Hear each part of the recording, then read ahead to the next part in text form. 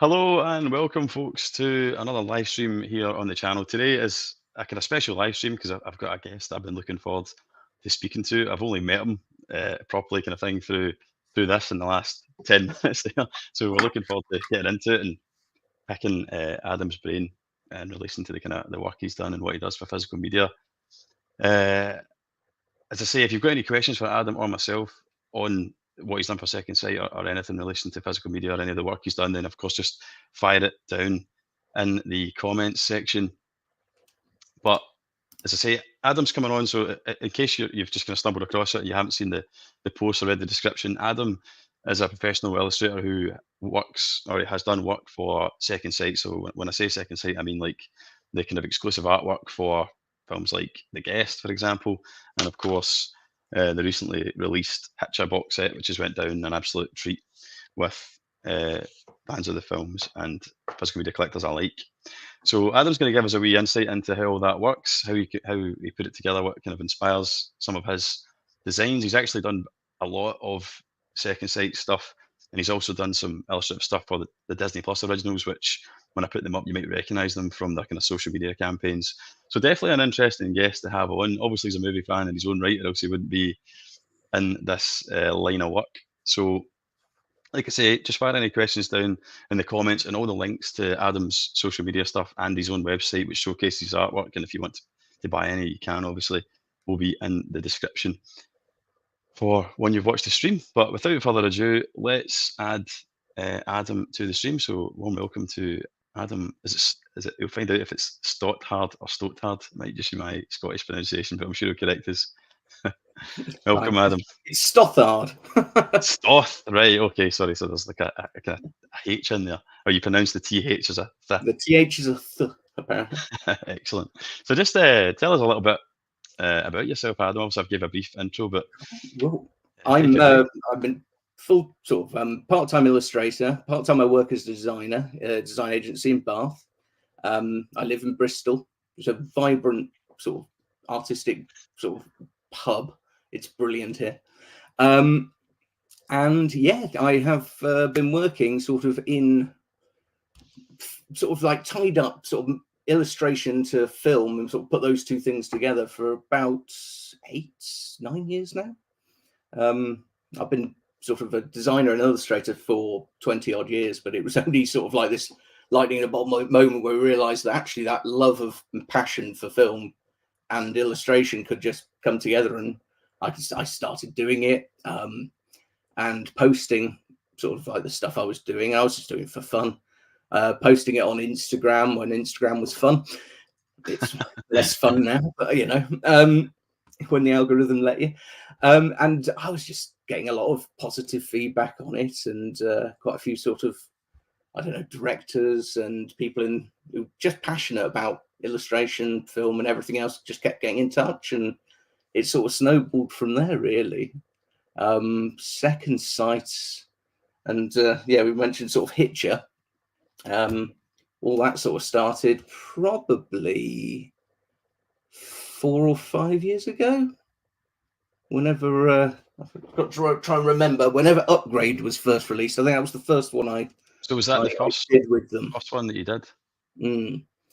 Awesome. Which was a sort of like baptism of fire, because it was kind of like Chris from Second Sight sort of got in contact with me via my email and sort of said, would I be interested in working on something like this? And I mean, my first reaction was absolutely. I mean, you don't turn down any great illustration job, and I'll say I'm still sort of absolutely amazed that, you know, in this day and age, I get to work on something like this. You know, it's still a passion. It's still just huge amounts of fun for me. So I sort of like, and it introduced me to a huge amount of films. I mean, I have not watched Upgrade until they sort of send me an email, and I mean that actually goes with the Hitcher as well, but I'll get to that. I get sent sort of like Chris would sort of say, hey, do you want to work on Upgrade? And my first thing is absolutely. Google's Upgrade, and get to see it off, and I think, oh yeah, no, this looks brilliant. So, you know, you immediately watch it and fall in love with it, and then you start sort of building this new artwork for it. And it's to me, it's amazing that we get to sort of play with films that have come out, and you know, some of them are quite sort of like classics. You know, they are, you know, they have got their top tier classic films, some of them, and you get to leave your mark on them at this sort of like even 30 years or 40 years later. And it's just, I mean, it amazes me that we get to do this and someone's going to pay you to do it. You know, I think it's that's what I was kind of thinking about when I was kind of wondering what I was going to ask you tonight. It was just like how amazing that would be to kind of leave your mark as a creator, because that's like upgrade artwork. That'll be the artwork for forevermore. And like you say, cult films that you've done, like, in case the audience that watching aren't aware, like, they've probably got box sets and movies in their collection that they didn't realise that you're responsible for the artwork. So obviously we'll showcase them like we have here throughout the night, but like Texas Chainsaw Massacre, The Hitcher, that's going to be the artwork on shelves, you know, for that movie for a whole new generation and going forward. So it's a massive thing, and I think like you say, plays such a part in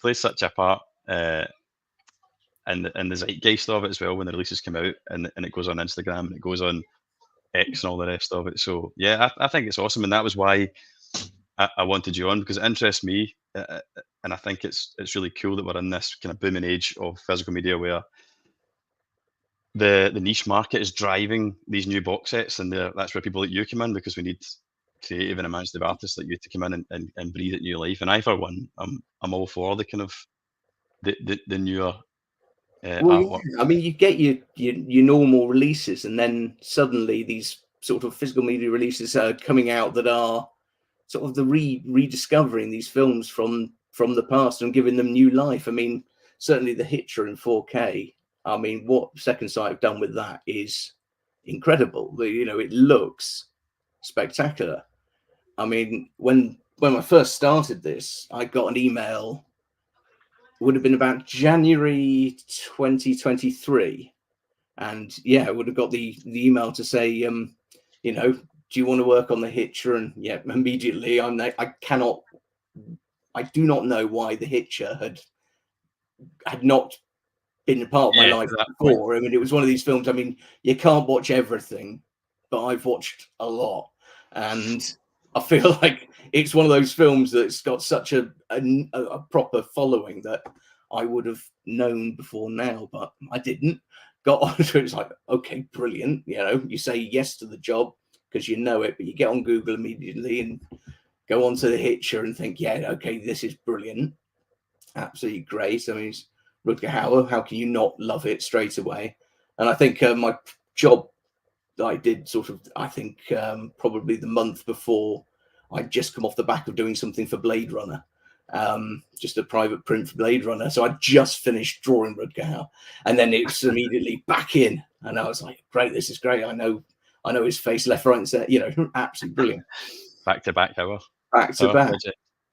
So, I mean, anyone familiar with the release of this film, it's been a slow one. It's been one that's, I mean, I don't know much what went behind the scenes, but we know it was a stop starter. So we started the job. You watch the film. What I'll do is I'll put in concept work and sort of say, you know, Chris, what do you think about this one, this one, this one? Just give them loads of sort of like ideas of what we could do. And with the Hitcher, there's that very iconic scene at the beginning where it's all dark. I think all the previous artwork that's been done has been sort of like quite a dark scene, rain pouring down, very moody imagery, which isn't this. You know, it's that immediate start of what you think. Okay, it's very hard to pigeonhole the Hitcher movie, and that's what I found straight away was. It's as much a thriller, a horror, an action. It's got a bit of everything. Obviously, with Rutger playing the world's best psychopath type thing, as he runs through a sociopath. He's brilliant in it, but capturing him in this sort of like he's got these wonderful little sort of half grins, half smiles, the sort of like the blue piercing eyes that. He gives quite a menacing character without having to always be looking menacing. It naturally has a menacing sort of aura about him, doesn't he?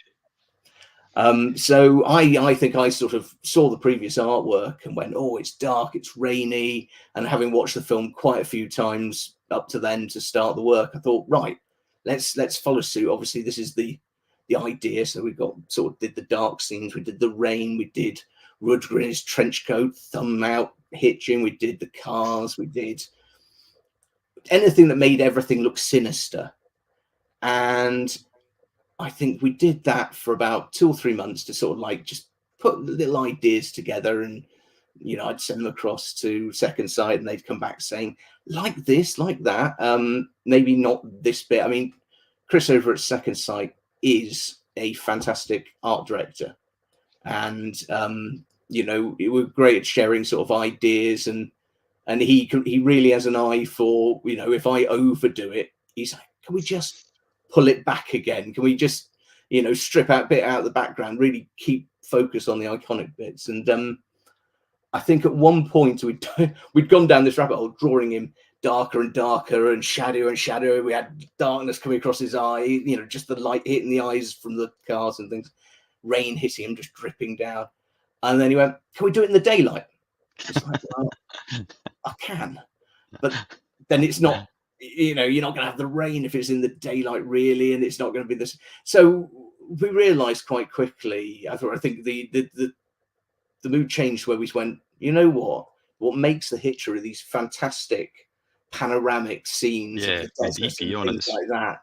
And we kept trying to do that with the road, and we kept trying to do it with the sky. And we just went, you know what, that's what it is. It's that wonderful sort of panoramic view.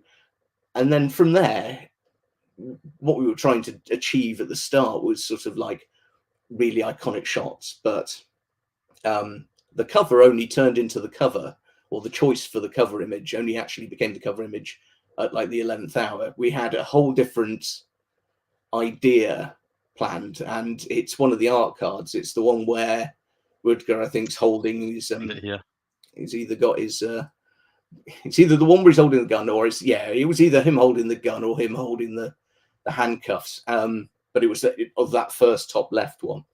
That was going to be the original sort of front sort of hard slipcase, because the idea was you would then slide it out and they would be face to face, head on. See, that's what I tried to. Funnily enough, that's what I tried to do with this shot. Actually, they're deliberately positioned like that, like with her in the middle, and like C. Thomas Howell on the right, and you know what I mean. So you've kind of led me down that path. Thing we were going for. And then right at the 11th hour, I'd done the other Hitcher picture, I think, of the last art card I did, and everyone just went, that's brilliant, we love that one. Could we just, you know, switch it out? And God, you know, again, perfect eye and perfect art direction, because he was absolutely right. It just makes for such a solid, iconic shot. Something about that, See, I remember, like, and I'm not just blowing smoke up your backside, but when I seen, that was why I got in touch with you, to be honest, because I was excited for the Hitcher. Second Sight had been teasing it with just studio shots of them working on the remaster, and kind of apologising but keeping everyone in the loop that it's coming, but we're working meticulously on it. But we hadn't seen any artwork. And then a few months before it was like obviously available for pre-order, it was like boom, that shot of Rutger Hauer there, like striding down the highway with that kind of iconic spaz shotgun. And I was like, yep, I was already going to get it, but now I'm definitely getting the box set. And then that was what made me think, who is this guy that's doing the artwork? And then I went down the rabbit hole and found out, obviously, you were the name attached to it, and then found out that I actually already owned some stuff that you had, and I was familiar with other things. So it's awesome that you came on to discuss it. But you've kind of answered one of the questions I was going to ask you, which I was curious about myself, which is how much control do you have with regards? So a Second Sight obviously tap you up to collaborate and work on the artwork, and then you've mentioned the fella Chris, who's like the art director. That's what I was kind of thinking. Is it just a case of they freelance and go, over to you, Adam, we trust you, just come up with, just hit me with your magic? Or is there someone who's jockeying back and forth with you and like has an overall idea in their head, but they're just wanting you to? I mean, it depends. A lot of the projects it's been a mixed bag, really, because sometimes, I mean, something like this, we have because it kept starting and production sort of in the background, they were having issues to sort of like get the 4K to how they needed it. And the great thing about a second sight release, and we've done this a lot of times, is it kind of they always want it to be right. If you're going to do it, you do it well. So they're not going to say, you know, any old artwork that we do, and if it's not quite right, we'll keep working on it until it's right. You know, it'll keep sort of just little tweaks sometimes, and some jobs run ridiculously smoothly. I'll put concept 1 in, and concept 1 will be, you know, I don't think with Green Room, I think I put in 1 cover, 1 back cover concept, and then it sort of just spanned out, and I just went this one, this one, this one, this one, this one, and sent sort of like 5 options, and it was brilliant. Cover, back cover, book cover, and it was just straight to artwork pretty much, and then you draw it up, and it was like that was probably cleared in about a month and a half just to get that one right. This one, because we had the time, or because the time was sort of the date of getting it to the point where the film was in the best possible position and all the extras were done, that we had the time to really sort of like keep working on the artwork and get it right.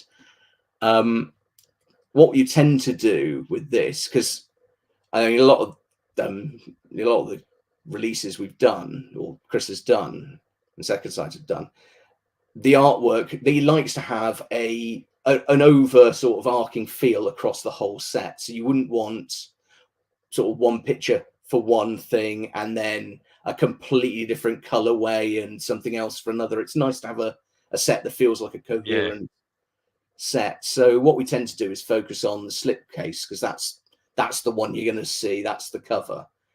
And if you can get that right, the rest sort of span from there almost. You build your slip, then you might extend and build what could be on the back, and then from there you've got already a benchmark of this is where we lie, you know, this is what we're doing.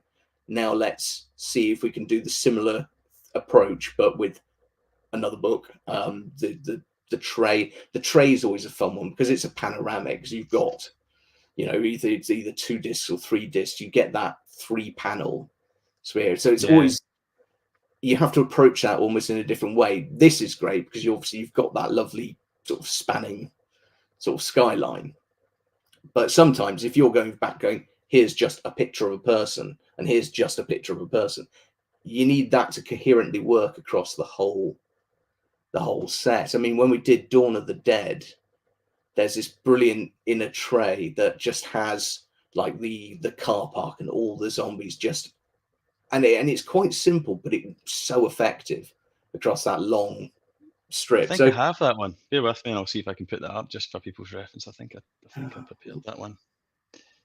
But yeah, it's sometimes it's almost a shame with it in our disc trays, like you say, because they do have the plastic and the discs in front. But if you kind of can see past that, you realise, God, that's a really nice piece of artwork in there. But it's just a shame that it's got stuff on top of it as well. Is it this one you're talking about by chance? So this is the Dawn of the Dead. So this was the I wouldn't say slipcase, but it wasn't the slipcase. We went with the original artwork for the slipcase. This ended up being the book cover.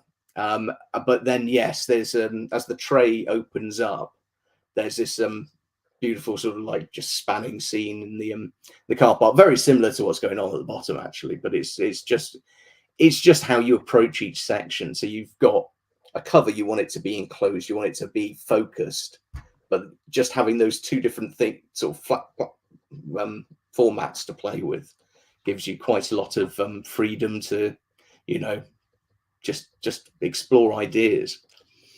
It's been really good fun doing sort of that for many of the projects. I think because we ended up doing stuff for with the Texas Chainsaw Massacre, and again you get this you get the tray that sort of does a full sort of stretch out, and you get to sort of have that focal picture at the front, but really get to play with it when you stretch it out. I mean, I think this one's my favorite one because I absolutely love the art cards on this one. You're jumping ahead. You're jumping ahead Sorry. of my cards. Mate. That's cool. I'd prepared a slide for his favourite box set, but he's on a roll, so we'll let him go. Just go back to No, you're format. fine. It's just Do you know what? something to play with. Do you know what image? I don't have this box. Do you know? Shamefully, I've never actually seen the Texas Chainsaw Massacre, and it's in. And I'm going to watch it this October as part of like my kind of Shocktober. I've seen like the newer ones and stuff, but I've never actually gone back. But there's a Blu-ray version of it in my CX, just the bog standard, but it's a second sight one with your artwork on it, and it's going for a tenner just now in CX. So I'm going to go in and snag that from my local. Sorry, yeah, you were saying you love the artwork. I love this image. Just I wondered if it's one that you particularly like as well. But one I prepared was this one, and it's not got it's not got the. I'm obviously aware of what kind of happens in the film, right? But I just love that shot. I just think it's so. It's so very cool and kind of haunting, quite chilling with the tear in the eye and stuff. No, this box there was absolutely fantastic to work on because I mean I had seen this was one of the ones that immediately, do you want to work on Texas Chainsaw Massacre? And in my mind, it doesn't come more iconic in horror than the Texas Chainsaw Massacre. I mean, just from all of it, you kind of get that. I suppose it's got such history to it. It's definitely a pillar of the genre, isn't it? It is. It's a leader of them, and it's just great, you know. So to get asked to do that, I knew that the pressure was on, because if you're going to leave a mark on something that's already that iconic, you have to do something that's stand out, something that's going to be worthy of it. And again, this was one that's it came together. I would say it came together quite smoothly. You know, I probably put in about 4 or 5 different concepts, as I say, for the cover when we start, and then we realised quite quickly actually we're going to go with the original artwork for the cover. So I mean, the original box came with the slip of the original cover.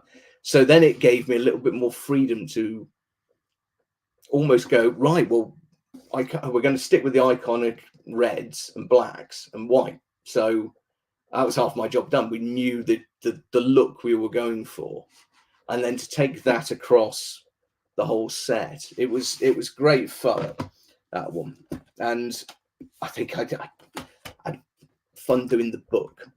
I don't know if you've got a picture of the book up there, but that was sort of the cover for it. And it was a bit. It was just a bit different.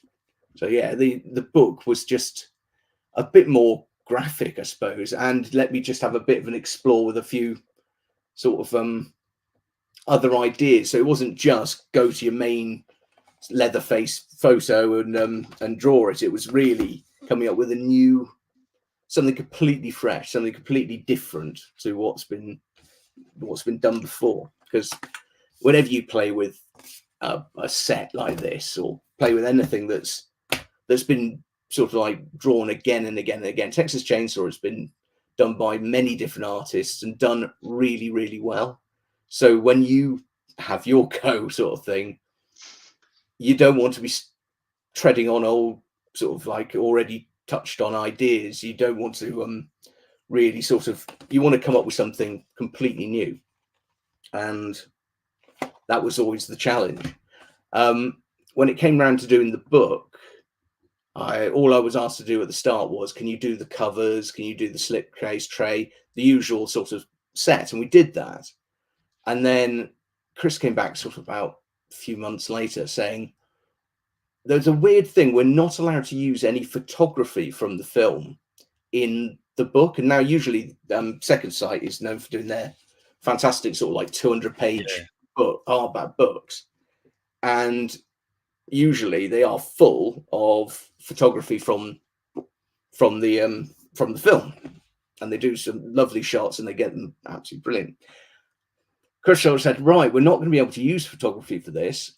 Are you able to draw enough illustrations for a 200-page book? And my response was, probably not. There's a lot of work goes into that. So we sort of met in this sort of like middle ground of going, right, well, what we'll do is we'll do sort of 10, 20 really nice sort of full color bleed images, and then we did these lovely little sort of like more sketchy approach things that sort of looked like they've been scratched in, and they were scenes from the film, but they, I mean, when I paint every little detail. I try and get as much detail into my work as I can, and having to almost like break that and go backwards and do something a lot more scratchy and sketchy, it worked out really well. You know, it was quite a refreshing, quite a quick response. I mean, this was one of the ones that we painted up sort of fully, and I mean, I loved this one. This was of the set. I was just like, I just loved that picture of him. And then to do that same approach for the family was great. What can I say? It's one of those ones that sort of like you come up with an idea for one, and it worked across the whole set. And don't blame me trumpet, but it works seamlessly. It works really well. And I mean, you know, there are some things you'll do when you're an illustrator that you'll do them and you'll think, yeah, that was good, that was done well, but I'm pleased that's over. This one I go back to again and again and just think, you know, every Halloween comes out, I'm posting this image because that's my, and I've done a lot for horror now, and it's sort of like that's my favorite one. You've got a right to dine off it. It's nice to have a proper finish. Sorry. I think you've got a right to dine off it.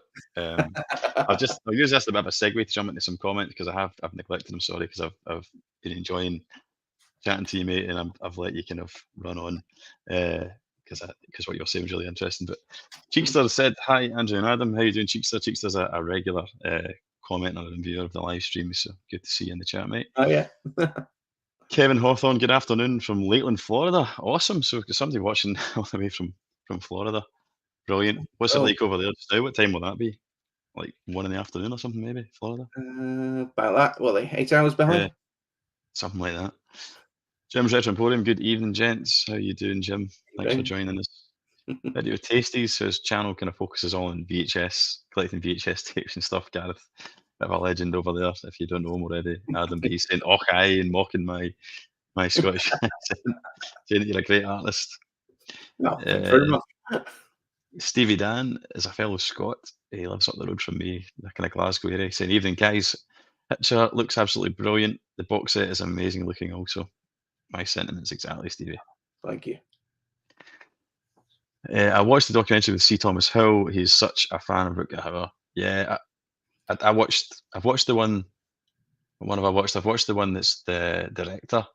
Robert Harmon one was really good, and it's got some cracking little kind of tidbits of like, anecdotes from how he dealt with Rutger Hauer, because he was quite a young director at the time, and Rutger Hauer's known for being quite an imposing character and having a lot of kind of sway, or he forces himself upon the writers and just kind of leans in heavy and wants to change things and stuff. So he tells some funny stories about that. So if you haven't seen it, it's definitely worth watching. Look. Nice guy, Eddie. How you doing, Eddie? He's another keen viewer in the comments on the videos. Green Room artwork is striking for sure. I've never seen Green Room, but I've seen your artwork for it, and it does look great. Thank you. I mean, Green Room was a good one to work on. I mean, when Green Room came up, I was like, that was the one film that, you know, you got that one film on your list that you just haven't got around to watching, but it's been there since it came out. And I still hadn't got around to watching it. So it was a great opportunity to just jump in there and go, right, watch it. And like, my God, that's horrific. What am I going to draw? You know, and that's great sort of. Gets the juices going. I take it that's what you do. Do you do a lot? Is that how you do your research for inspiration? Do you watch the? Obviously, you've not seen it. You'll have to watch it. But if you even if you have seen it, do you watch it again? Take notes then. What were like? Because it's interesting what you said about the Hitcher. Because I'd seen the Hitcher years ago and kind of had not that I enjoyed it, but I was younger then.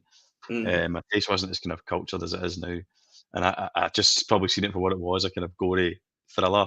But when I watched it again, you know, with my 38-year-old eyes on, and thanks to the restoration, where you're seeing where the cinematography is really showcased fantastically. I couldn't believe how beautifully shot it was, which led me down the rabbit hole on IMDb of finding out who the DP was, and that's what I put in my review. That it turned out I wasn't surprised when it turned out it was someone who went on to win awards, and John Seal, who won the Oscar for, I think it was English Patient.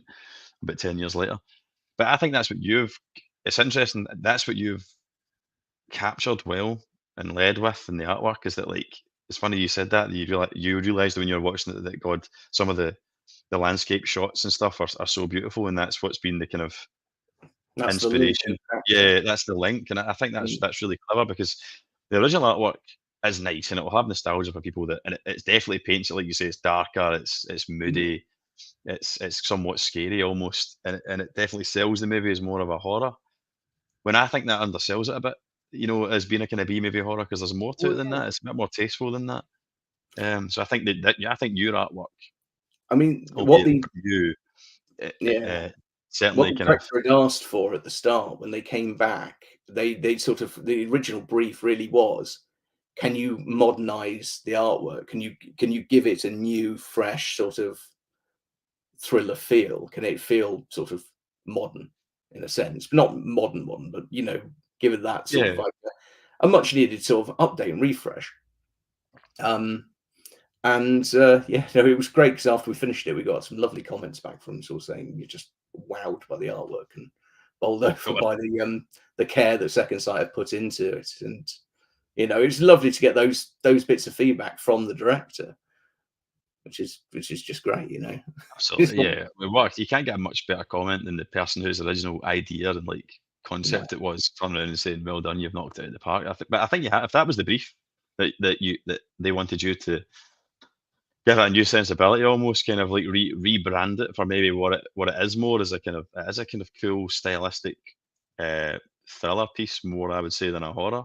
So if that was your Well, brief, you've nailed it. It's I mean, I far. put forward so many different concepts at the start, and I would play it as okay, here's a concept suite if it was considered to be more of an action movie. This is what it would be if it was much more of an intense, almost like a point horror book type style, and quite horror-y. I mean, I remember completely sort of side topic, reading the I think it was the Hitchhiker or something as a point horror when I was a kid. So straight away when I hear the Hitcher, I just see this idea of this thumb out and this sort of dark, dingy sort of like rain, sideways rain coming down. I think that was the cover of the book or something.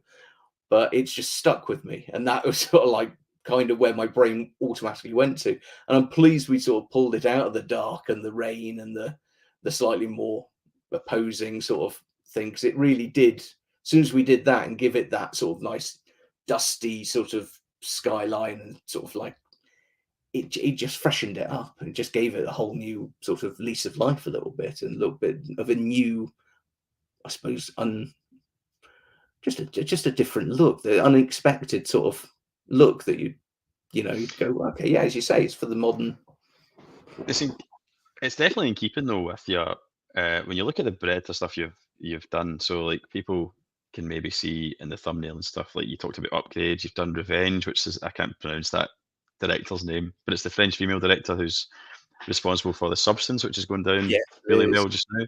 Like, I think like Revenge, The Guest, like those are all movies, all right, maybe all within the same subgenre, Texas Chainsaw genre, subgenre, Mm, but although they're all different times, you do bring something different, but it's a clear through line. Like, it's apparent that that's the same artist. Like, there's your style is there. mm. There's a definite through line, which I think Second Sight will like. But that's how is that to do with, maybe to an extent, does the art director at Second Sight help you with that, because he's obviously Um, got an overall brand look, so that's maybe, does he help Not tweak it to keep it not necessarily. I necessarily? mean, I don't know. I mean, I was drawing like almost have two different styles. I've got the more vector style, which is sort of like the how it is on the Hitcher, how we've drawn on which ones are up there, Revenge in the background and Yeah, Upgrade. So that's much I get more of a vector style. And then I've got a much more of a painted style, which is what we've done for Texas Chainsaw and things like that. So I do like to put a lot of detail in. I do like to have a lot of color. I know, not even color, but vibrancy, because I think that's where your eye's going to go. You just want something that really pops, and yeah, I suppose my style kind of has grown with me, really. Um, so again, Revenge. I don't think we put forward too many concepts before. We just almost like went perfect, you know, straight. That was almost like a straight done, take it to artwork, because it was a new look. But then Revenge hadn't had that much done for us in the past, so I think we were a little bit more free to go. This is, you know, this is a great alternative. With the Hitcher, Texas Chainsaw Massacre, and things like that, the ones that have such a big following. I think when Chris asked me to do the Hitcher, he came back saying this is going to be one of the big ones. This is going to be, the Hitcher is going to be following a similar sort of level as when we did Texas Chainsaw, when we did Dawn of the Dead. It was a much bigger set. It was, and it already had a massive fan base, so you knew you can't please everyone, but you knew you were going in trying to do something that was fresh, but also something that would appeal to the people who already have this great passion for these films. Revenge was, I think, the second one I worked on for Second Sight. It was great. Same as Upgrade. We did a couple of concepts, but then it kind of went really smoothly and just naturally went straight through, which was, I think, right. if I could, I think your Revenge artwork is gorgeous, and this is why I think it's important what you guys do. And there's another comment here that I'll put up after this, because it kind of leads off nicely. But I hadn't seen Revenge, didn't even know what it was, because it's like you say, it's a kind of part of it's foreign language, from up and coming French director at the time who's going on to do The Substance. But it's like the old video shop days where you would go into the shop and go, wow, like I've never even heard of this film, but look at that cover. Like, you'll never judge a book by its cover, but the cover might be enough to get you to read the book or watch the film. Because like, I've now seen Revenge only recently, because I'd seen your artwork for it in HMV and stuff, and it was enough always to make me pick it up and almost just want to have it because I liked how it looked, regardless of what the film turned out to be. But luckily, when I actually watched it on Shudder a few weeks ago. It's a great film, like violent as hell, like quite literally bloody brilliant. I mean, it is. It's. I don't know if I was expecting it the first time I sort of started watching it, because you know, Chris gave me a bit of an overview, sort of like of the film, and then, you know, we started watching it. It's like, oh, it's really visceral. You know, she's really, you know, Revenge in the title is, yeah, she's good, but it's so stylistic. It's done in such a cool way. It's like an old exploitation, like revenge thriller from like the 70s, but yeah, a modern lick of paint. And obviously we're in a different generation now, so it's like the kind of female heroine, and just everything about it. But I think you've nailed it in that shot. You've captured her kind of like, it's very on the nose, isn't it? If you remember I've watched it recently, so forgive you if you can't remember, but like she ends up accidentally, when she cauterizes her wound at one point, when she's licking her wound after she gets screwed over by the guys in her life, she cauterizes her wound with like a piece of like metal or something like that. She heats it up and she burns herself. I think it's a beer can or something, is it? Or something like that. I can't remember. The branding on whatever it was she does it with is a phoenix. So she effectively burns a phoenix into herself. So it's the whole kind of phoenix rising from the ashes, and that's her in a like badassery best there. When she gets the rifle, she's got the bandolier, and she's taking it to them, making their life a misery. And I love what you've done with like the revenge in the background there, but it ties in with the pink. Just that little bit. Which is a standout for her costumes. It just gives her that little hint of like feminism, and what otherwise is a pretty badass kind of almost male-like attire that she has on from that. I mean, after doing this, I almost got a little bit pigeonholed, because immediately I was asked, "Can you do I Spit on Your Grave?" Which again was one of these films I'd never watched before and was quite harrowing. But it was they'd just seen what I'd done for Revenge and gone, you know, woman seeking justice, and it was like, brilliant. You pigeonholed, now get onto this one. Well, you've managed to avoid that though, because you've done like you've quite varied work there. Obviously, if you're working for Second Sight, they're only going to take on specific films that fit within their kind of demographic, you know, their audience, isn't it? So you will be offered similar things, I would imagine, from time to time. But it's great that you're doing well in it, and you're definitely contributing to like. I think everyone agrees that like that what you're doing is like keep it coming. Second Sight are one of the best boutique labels, you know.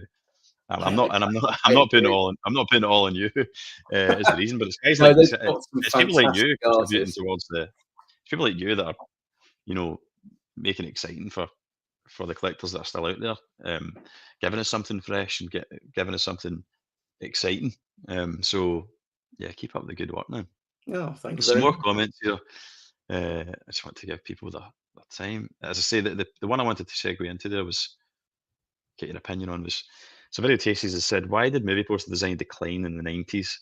Even the worst 80s movies had amazing cover art. Because like I was saying, I think it played a big part, I think, in getting people in the door and the video store and stuff. Do you think, is there a reason why it's kind of I mean, disappeared? what did he do? It was the invention of Photoshop, wasn't it? It's like as soon as Photoshop came out, they bent to putting floating heads and photographs of people, and the artists got sort of sidelined for a quick fix, where they were probably pushing out a project a month or a poster a month. Suddenly they were punching out 10 or 15 in Photoshop, and it was floating heads. I think that's one of the big changes in the 90s. But certainly there was this change in feel for posters, wasn't there? That Yeah, you used to go to your local Blockbusters, and you would just go and look at all. I think I was probably going to Blockbusters in the 90s, so I was probably buying it based on the slightly worst covers. But I was always harping back to those 80s covers, going, "But those are the films I want to watch." Half the time they were the ones that were 18 rated. I wasn't allowed to, but they had the fantastic covers, and they were usually wonderfully painted. And then, yeah, suddenly you've got 20, 30 different films coming out with Tom Cruise, and it's just the same poster every same time. kind of, yeah, And funnily enough, there's a lot of them where you always get that hero from the back shot. And it's always because they haven't got the principal photography, or they haven't got the time to get the likeness signed off of the actor, so they have to do it from behind. So right, that's, okay. I mean, that's usually a bit of a trick that you do if you're doing you don't have the likeness rights to do. But there were like a stream of, I can remember them being sort of like VHSs on the side in Blockbuster. You remember then you used to have about 10 films, but 50 copies of each one Yeah, stacked up. I worked in Blockbuster Video back in the day. Oh, I was in there in the kids are missing out these days, mid aren't noughties. I think 2004 to about 2000. I was there right at the kind of peak.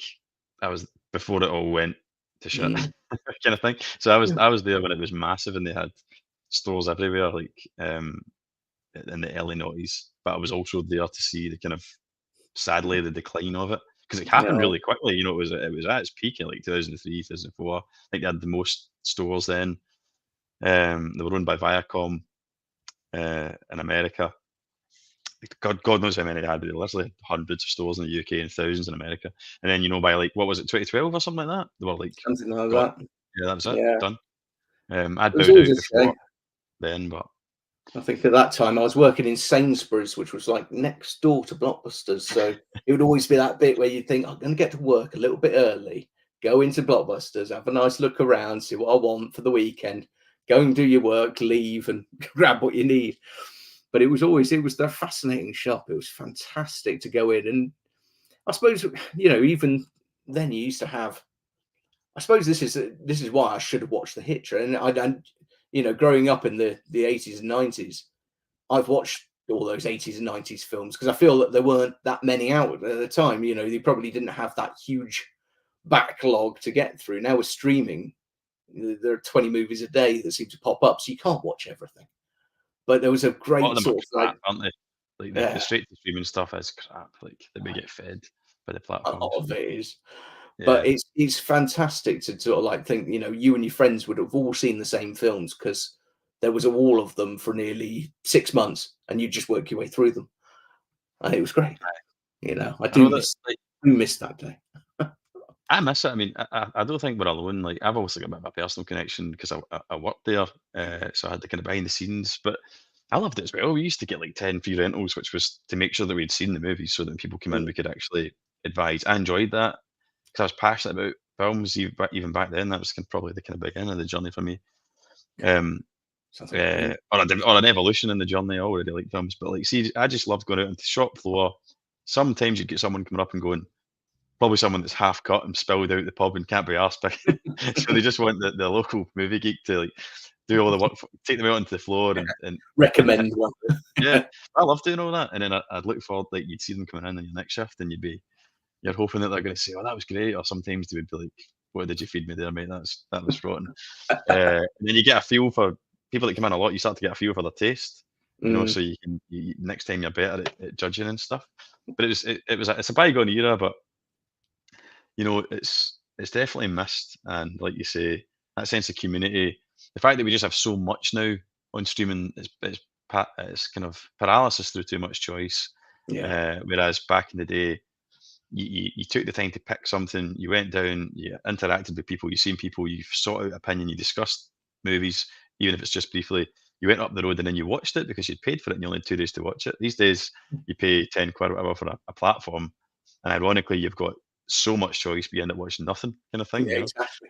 Uh, And it was a social thing, wasn't it? You got it for 2 days. So first day you'd watch it, the second day you give it to a mate and say, "Quick, you must Never take see it it again.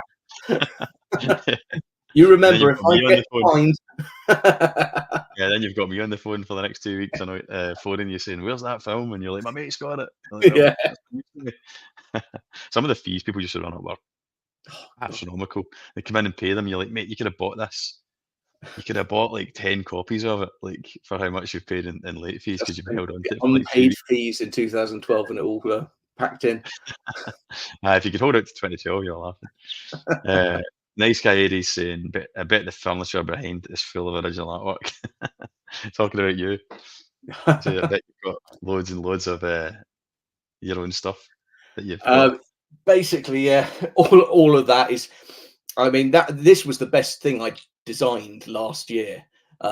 Did loads of artwork, but this unit was great because I got it from I think it was an old design studio, and it's sort of 1940, so it was absolutely knackered. It had been in an art studio, it's cut up and paint was all over it, and I just took 2 days sanding it back, oiling it, putting new legs on, everything else, lining the drawers, and it was just to get rid of boxes and boxes of posters. So when I do a print, a giant box will come from the States, which is twice the size of a full A1 poster, just to keep it packaged and packaged and packaged. Yeah, see. And I just started having them stacking back from this back wall into the room. I think my wife was there going, "You're gonna have to do something about that." So it's great now because I can finally take them out when they arrive, slide them in. I thought, I've got so much space in this. I filled it in the first week and a half. I need another one now. Well, if you need to get rid of any, mate, you've got. I need to either start selling more. That's the thing.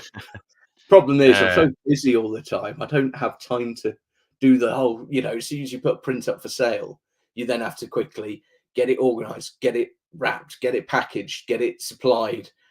And you lose a week of work, a week of time where you're there going, "Well, I've got deadlines that I need to hit." And everything's always sort of like, as soon as I finish one job, I've got 2 more lined up to go. And you're always just doing that catch up feel. You'd rather that than the other way, though. Oh God, yeah. It's one of the best things to complain about, really. Oh, I'm too overworked, and I also do this with a 3-day-a-week design job in an agency.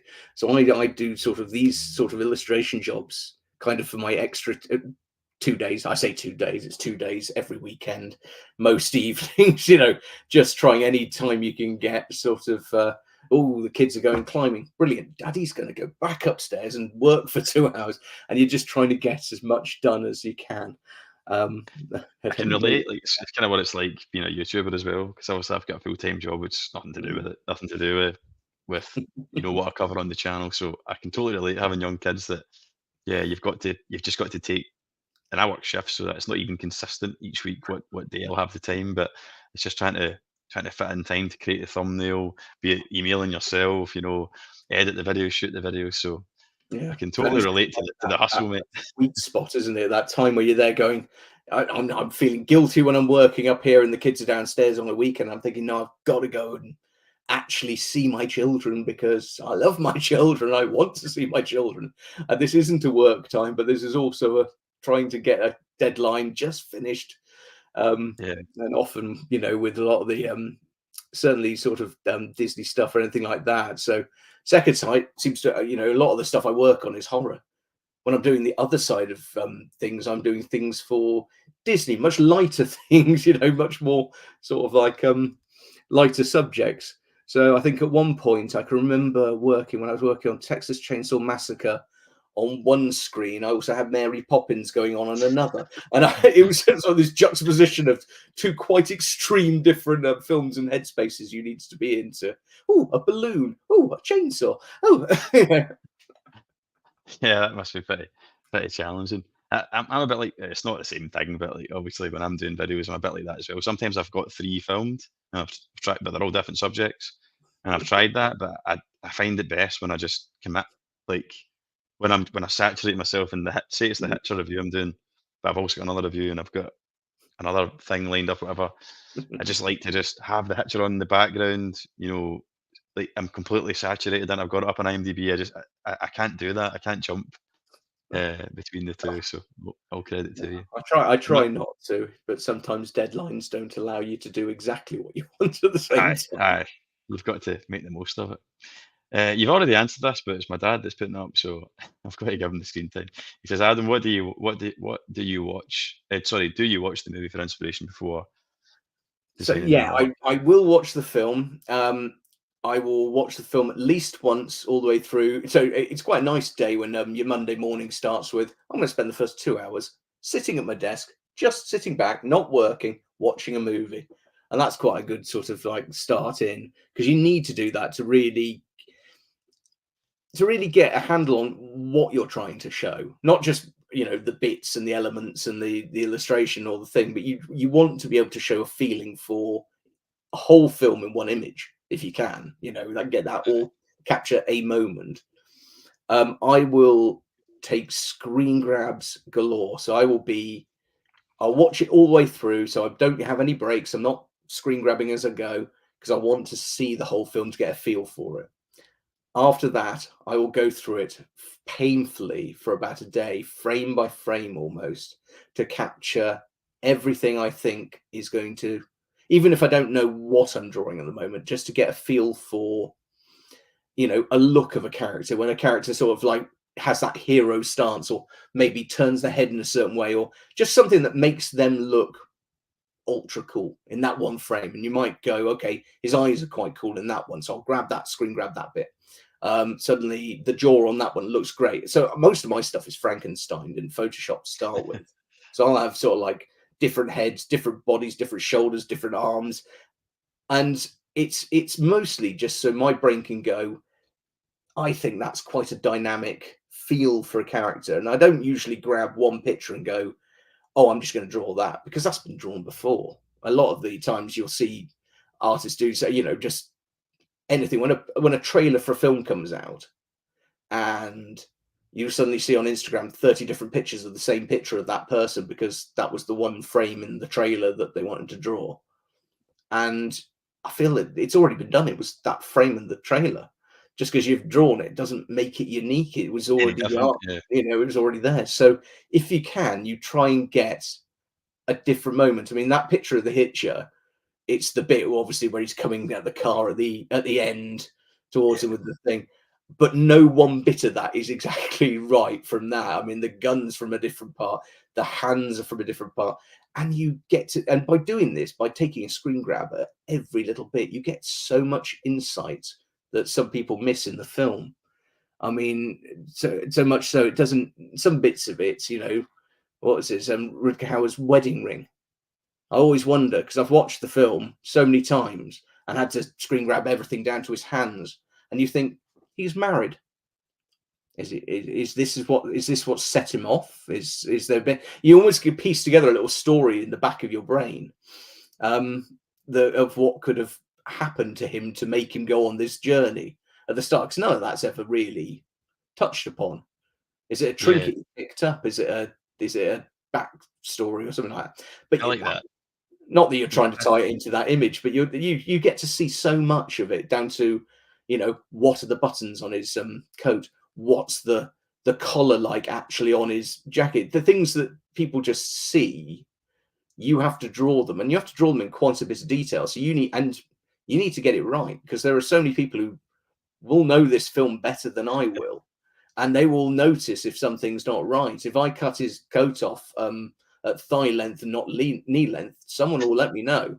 You know, these are sort of like, you're doing it for the fans and you're getting it right for the fans, so you have to get every bit of it right. You know, the bagginess of his coat, the bagginess of his trousers. A lot of the times I'll use, I'll get my wife to, like, just saying, honey, can you come upstairs? I need you to photograph my hand doing this or this, just I can't get the angle, but I need that angle and I can't find it in the film. And, I'm pretty sure that's my hand somewhere in there, There you go, that's your claim to fame. You're actually in the artwork. Oh, there's so many bits. I've done so many things where there is pictures of my wife, pictures of my children, just different things tied in, where concepts have gone off with two kids watching TV, and it was like my two kids watching the TV because that was the concept at the time. Why look for two children when you've got two at home that are happy to pose for hours or minutes? It's deepened my appreciation of that picture even more. Like, listen to the fact, because I had, you've done such a good job with it that you've almost tricked me into thinking that it is an image in the film. But now when I think about it, I'm like, that doesn't actually really happen. Like, Well, it because you have just does. That one create kind of does, but it's maybe not exactly the way you've drawn it though. But not quite I like think that. No. that's clever that it's it is authentic, but it's unique. Like you say, it's unique enough. You'll not really find that in a trailer or whatever, or not even exactly like that No. in the movie. So no, that's awesome. And I there's just all thought I'd pictures put of back them up because side on. we were talking about it. Yeah, there's some great pictures of him side on, and I just thought all I had of him was this part of his head, and I was there going, right, I've got his head from there that looks brilliant. He just had that Rutger Hauer. The eyes were staring. There was a slight Yeah, sort of like menacing grin, not a big smile, but just enough to make him just look like it, a menacing version of him. And I then think what's after that, you're there going, right, well, I need a hairline. I need everything from the neck down. So you're building it based on 20 shots that are around you going, right, well, if that's his collar from that angle, it'll look like this. And you build a sort of like skeletal structure, and then you build a, a much more detailed version. And then you're rendering over the top, and you're hoping by the end of it, it looks right. And, through doing this enough times, I'm confident enough to go, you know what, all this effort, because probably to do something like that one might have taken about a day and a half, and you're hoping at the end of a day and a half, that's sort of like gonna be brilliant and look like him. Some of the projects I work on, some of the designs I do, take me 40 or 50 hours, and you have to be very confident that at the start, when you start this, you're not going, I'm wasting 50 hours if this doesn't look right. You've got to have the confidence to go, I've done this enough times to know that this should come out right. yeah. That's you got some talent. It's amazing. Like, so is that is that hand drawn to start with? Like, I mean, excuse my ignorance. I mean, I don't want to work analog anymore. Otherwise, there'd be paper everywhere, and the bin would be full. It's all sort of done on the Wacom tablet, drawn on directly on the computer. Right. So I will usually do a photo montage. If it needs it, then I'll do a sketch over the top, because usually there are lots of pieces missing or lots of warped bits that obviously don't look right in the photo, because I've gone, I want this arm, that elbow, that top shoulder, and in You've my, got to touch it up. in my mind, I'm going, I could sort of see it, and then I'll draw a much more accurate, usually with embellishes like backing coats and things like that to bring life and things to the photo. And I'll draw that in properly, and that's what I'll send across usually to Second Sight and say, with a bit of color in, and sort of say, what do you think of this as a concept? And that's when we start doing our back and forth and sort of saying, I like it, but maybe we could look at a brighter color or a fresher color, or maybe take out, you've got the car and a road and this going on in the background, helicopters and all sorts, explosions. We don't need any of that. Let's get rid of that, make it much more focused. And that's why we're having sort of people like Chris as a art director over there. just it works really well because there's a lovely bit of back and forth because you can almost lose yourself doing this, trying to get everything in to appease Overthinking it. everyone, and then you need someone on your shoulder going, "That's great, but we don't need everything. We could pull it back a little bit if you want," and so we sort of get to a place where both of us are really, really happy with it, and I think that's where that good balance is. Yeah. How do you like? I was just thinking, how do you kind of deal with? I sometimes see it quite a lot on different platform, physical media groups and stuff like that. Mm. Often, quite a lot, or even on my channel, I'll share like the Terminator, for example, is getting a 4K steelbook. I'm not sure who the artist was for it, but it's a brand new design. It's quite a nice design. But even I think some films have such iconic imagery that sometimes you just want, or a lot of people just want that original poster on the steelbook kind of thing, and they get Yeah. upset when someone's like went to so much work as well. Like someone like you sat there for hours carving out time in his day, and then they're like, "Ah, that's rubbish. I don't want that. I want the original." You, So, you how do deal you with that feedback and put deal it at with? the back of your mind and go, right, well, as long as you take it on board, and if it was constructive, you think, oh, maybe they've got a point. Maybe we do need to do that. If it was just, nah, it's not my cup of tea, you can't please everyone. You got Yeah, lots and lots of positive. If you got nothing but negative feedback, something went wrong. If you've got like 30 or 40 people all coming back saying this looks amazing, can't wait to pick this up, and one person's gone, artwork's not my cup of tea, that's fine. I think someone actually did comment, sort of say, oh, they should have stuck with the original cover. Someone just went back saying, well, then just stick the original cover on it, over it. It's already there. It's already been done. The worst ones, I mean, you shouldn't say, every job is fantastic, but I got to work on some Star Wars stuff a few years ago when was it the last movie they did, Revenge of the Rise of or Skywalker. something of the Jedi. Clearly rememberable. I did sort of like 5 different pieces of artwork for it, and you have never had fans as toxic as Star Wars Oh, fans. I'm a big. I grew up like as probably you did as well. So many of us like. I love Star Wars. Such a big part Oh of yeah, my upbringing and shaped how much I'm into science fiction and movies in general. So I'm part of that fandom, but it's kind of embarrassing and it's a shame where the fandom's gone. I'm not saying every Star Wars yeah. fan's like them, but it has become quite toxic, Star Wars, and it puts It, you off the franchise a wee bit, like the yeah. continuation of it. It's sort But of they almost throw everything with a negative brush, and the content is almost doomed to fail before it starts. yeah, But I mean, whether you like the film or don't like the film, a lot of people came back saying, "I love the posters, I hated the film," which was kind of nice. But you'd put it forward, but always you'd get tagged into the artwork, so every negative comment would just cut pop up on goes your you. phone. So it was very nice of everyone to let me know that the artwork sucked or something like that. But that was very kind of them. But in the back of my mind, I'm still there, the little geek boy sitting in the corner, going, "Got to work on Star Wars." Absolutely, So yeah. What I'm saying is, you will get always some people who, whether it's a negative comment or a legitimate criticism, you'll always get comments that aren't immediately blowing smoke up your bum, and you take them on board if they're positive. If they're positive or constructive, take them on board, and if they're not, leave them where they are. And usually when something else has come out, I'm usually working 3 more jobs ahead of the time on something else anyway. So my not mind's gone even. over here and Uh, is on this project at the moment. So when that one gets released, you've got one ear over here going, "Oh, this is great. I love seeing stuff out in the wild." But at the same time, I'm over here now working on this extra, this new one. That's where my passion is now. And you'll always be working on the next, what in your mind is the next best thing, the next yeah. great project, the next thing you want to put 110% of yourself into. So, I think I think you've got a good outlook with regards to how you deal with like criticism, and it's good advice for anything in life. But, just to kind of take it for what it is. You can't please everyone yeah. and move on because, funnily enough, I don't know if you're aware, but the Hitcher is now getting a release in the States.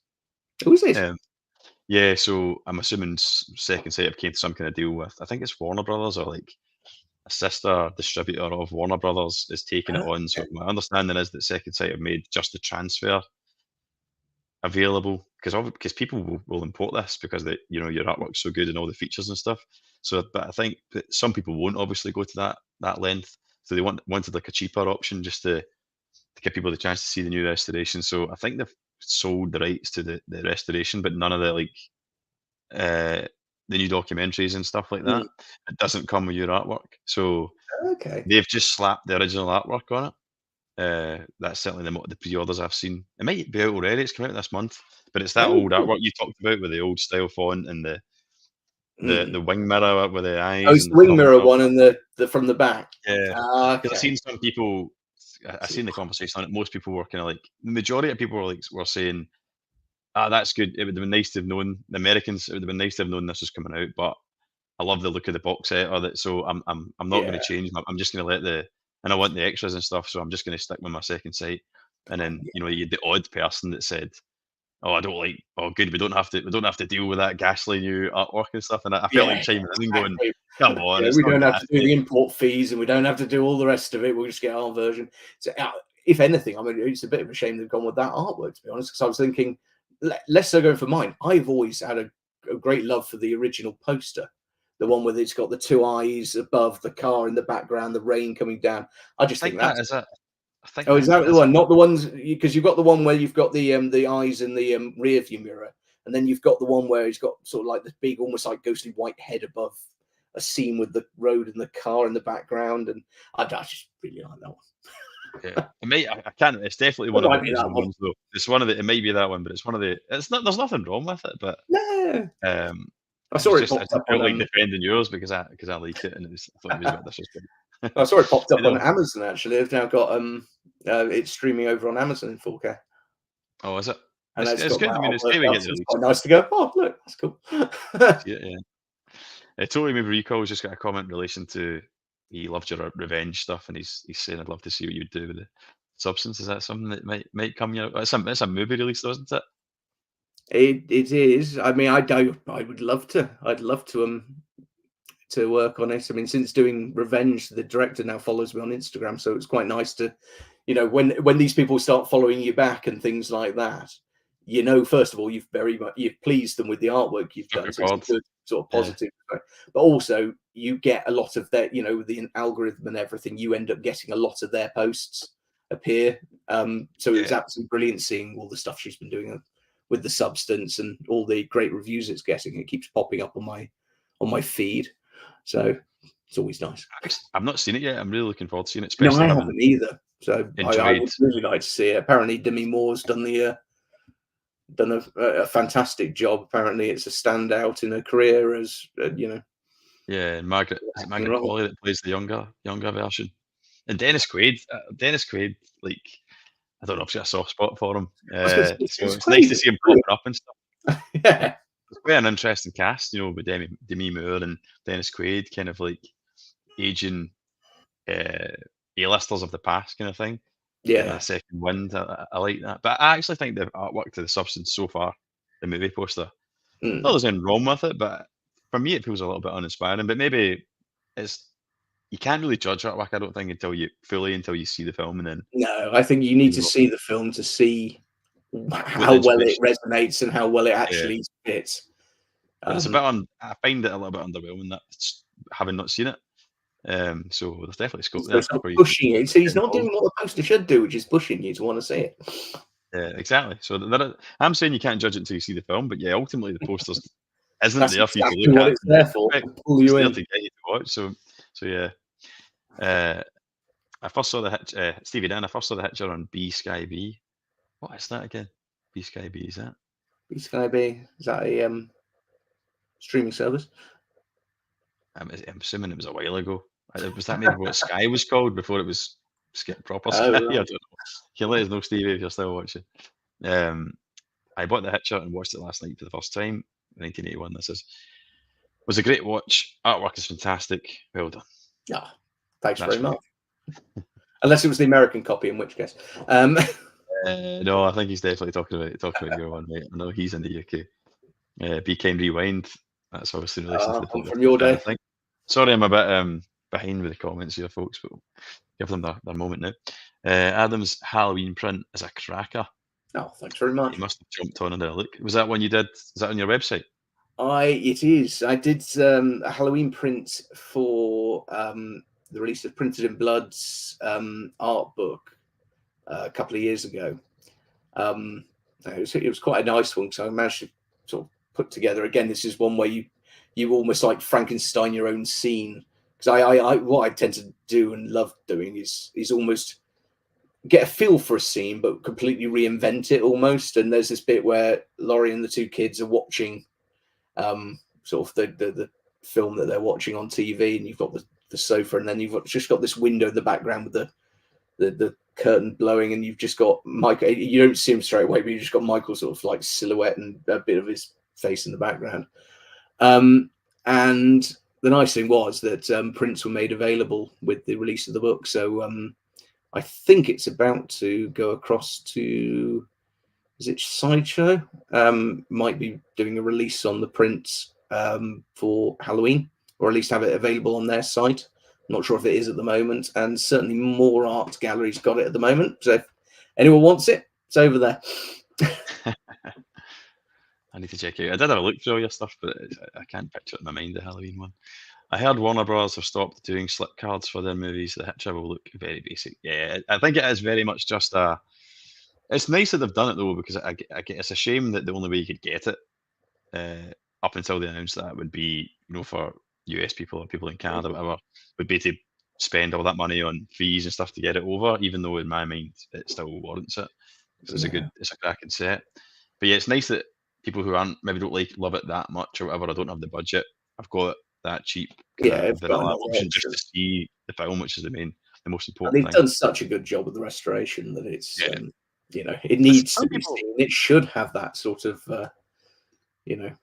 Some people have commented on my review of it, like saying they were a bit underwhelmed. But oh really? Yeah, we can't blame it. I mean, it's not older films like The Hitcher and stuff aren't like, they're never going to be like tech demos. Oh goodness, no. If you want a tech demo, you need like a modern Marvel film or something that's going to like really showcase how sharp a picture and the kind of HDR highlights and all that. But if you judge the transfer on the source material and when it came out and stuff, it's a very, very tasteful and authentic restoration and uses HDR and all that really tastefully, and it really showcases mainly the cinematography in my opinion. So I think it's one of the best, genuinely, not just because you're on the stream, because I said it in the video as well, but I think it's one of the best physical media releases. I'm not saying it's the most showy transfer, but it's as a package, The Hitcher is one of the highlights of the year for sure. As a media release, all in. Yeah, thanks very much. Actually, Stevie's just saying it was Sky, so I was right. It was Sky before it was kind of known as rebranded in the early 90s. There you go. 1981. Looking on your website, as for you, Adam, I can see you did artwork for Bond films. Were they used in anything? Bond ones. Now the Bond ones. I did those as a private commission. Probably about 3 years ago now. Started doing them for the Connery series, sort of like the Connery version of Bond. And we dropped the first sort of one or two, and they were really well received. So much so that actually then my artwork almost became synonymous with these sort of quite vintage style, sort of old sort of posters. So my second site stuff was doing something much more poppy, and then this sort of new vintage feel of film poster. And I absolutely loved doing it. I loved the Bond stuff, and it was great to be able to do those things. They were almost like oversized book covers. Great. And just trying to get your website up here, Adam. Show people some of these images. So I'll let you continue. But it was a lovely one to do, but they weren't used for anything. They got turned into screen prints and had a very, very limited release because they were unofficial, but also for the collectors. But yeah, no, they really resonated with people, and I've got nothing but great feedback on them. So yeah, well, hopefully down the line, when I get another block of time that I can do, I'm going to hopefully start looking at what we've done. We've done Connery. We'll get on to Roger Moore next, hopefully. So yes, Breakfast at Tiffany's again was a sort of like and Lord of the Rings was sort of that more vintage look. But Bond, I think, is the Connery one. That is a cracker, to be fair. I'm a big Bond fan. Yeah, really nice. Quite traditional to, like, you know, it kind of looks authentic from the time as well. Yeah. No, that's sort of, yeah. It's just it all came together so beautifully. I think the GoldenEye one's my favorite. I think when you do sort of so many pictures, it's nice to have ones that you keep going back to and going, those are my favorites. I think the Lord of the Rings one is probably the best thing I've ever drawn. The Goldfinger one is I absolutely love. The ones that you put up in your house and go, that's me showcasing to me sort of thing. I just loved how that came out. So obviously, folks, the link's in the description for Adam's website to make it easy for you. So I'm obviously showcasing some of the ones we're talking about, but definitely it's worth your while getting on there, and you can obviously order some prints from him if you particularly like any take your fancy. Maybe ordering some myself, mate. I like that Bond one. That's a cracker. I'll get up. We'll talk about the Disney stuff in a second, mate. And then, because I appreciate we're coming close to how long I told you you'd be on for. I don't want you to feel like you're being kept here against your will. I think the kids are asleep now, so I think we're okay. Where are we? Anyway, there's that many good ones. The thing is, we could be here all night. I'd be happy to ask you about every single one of these. But I'm looking for, was it GoldenEye you talked about? Well, GoldenEye, if you go into the James Bond one, you can just scroll. I do so much that you end up. So if you go onto Bond, and then you can just scroll down. Right. Okay. Yes, there you go. I try to keep all the Bond stuff together and sort of projects as much as I can. I didn't realise that they were. Yeah, I didn't realise they were layered like that. I didn't realise. I thought it was just one image. Yeah, I've not seen these. So Goldfinger ones. They released a 50th anniversary reissue of that Slazenger sweater.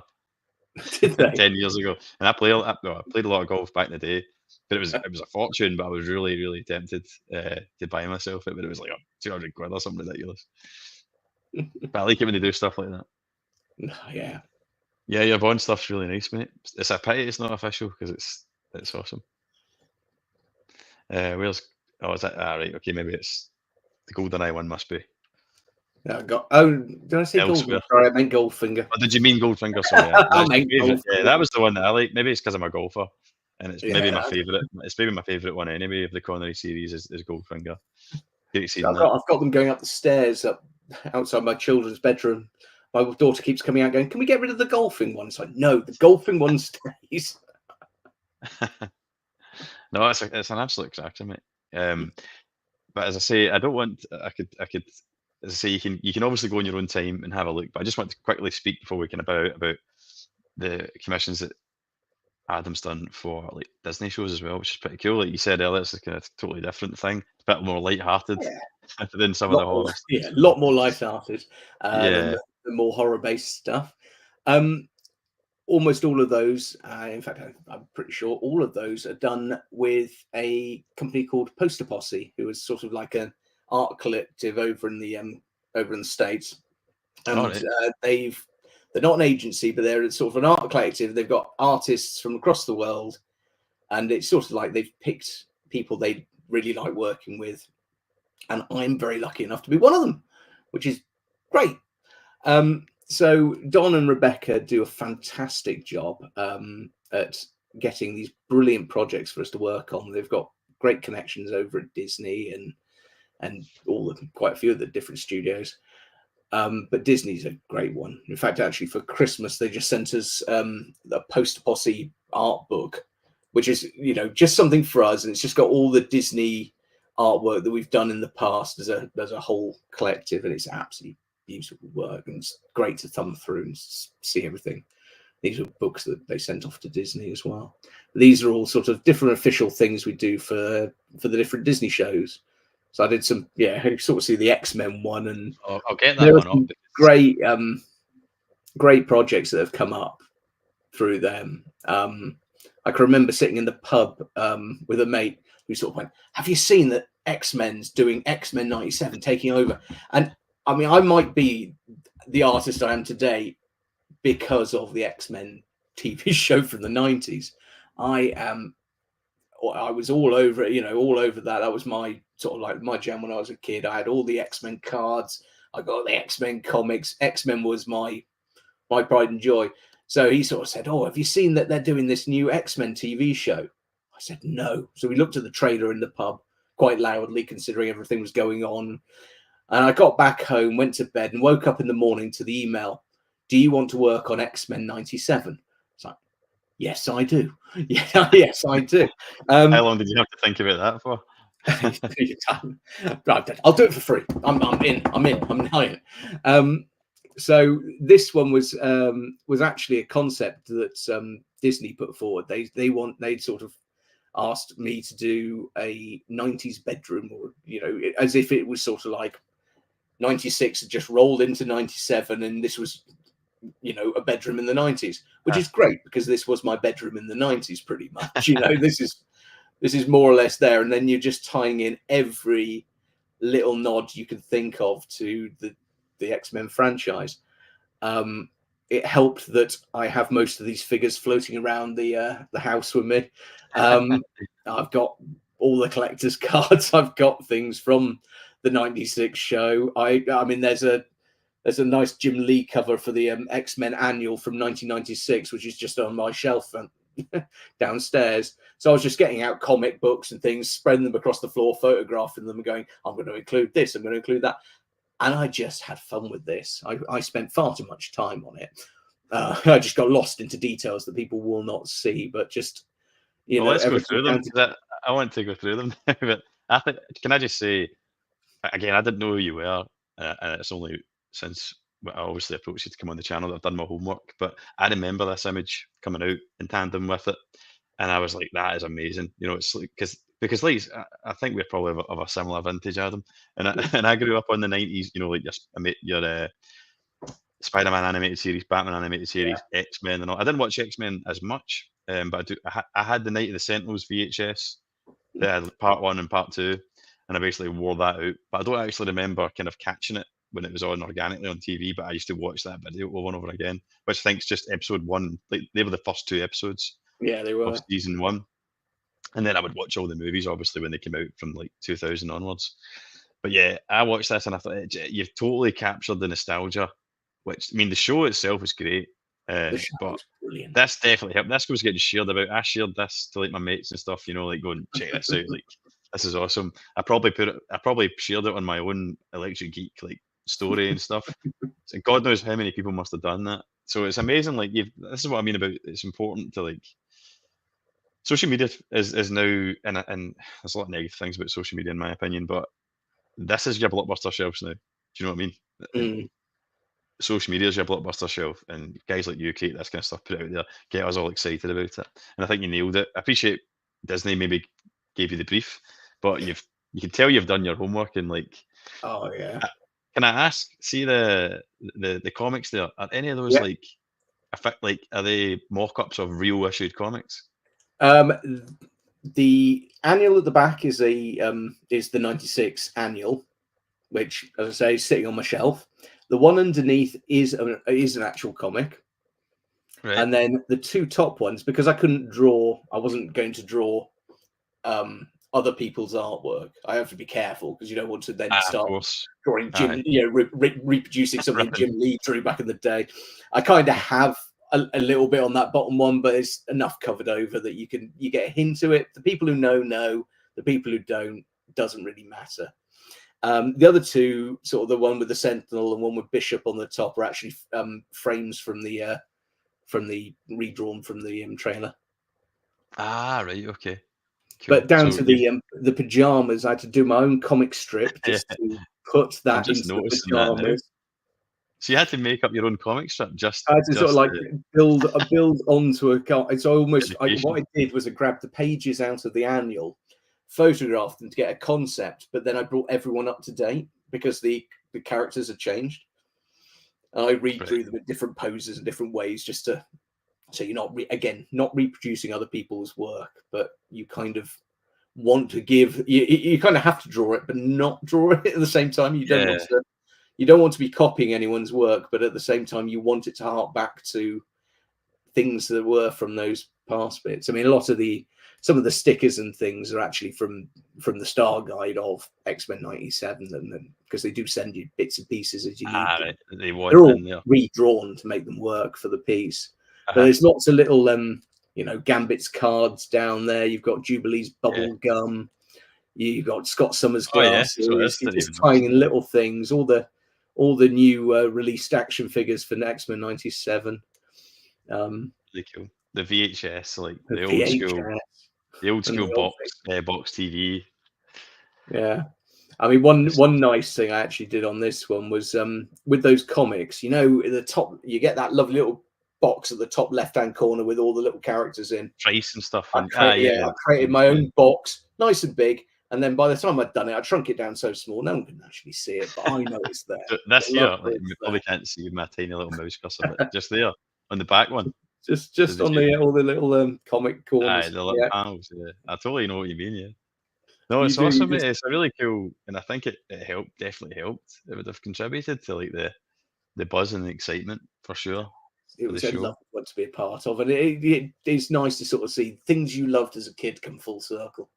And there are bits of me that I would be kicking myself to the day I leave by sort of like they're going, you know what, I got into art because of this X-Men, and I got to work on it. Not back then, but now, and I still say it's an absolute privilege, and that buzz and joy.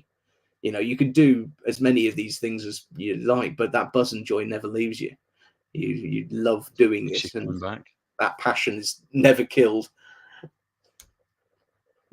Yeah, no, it's an awesome image. I'm glad we got to kind of speak with you about it.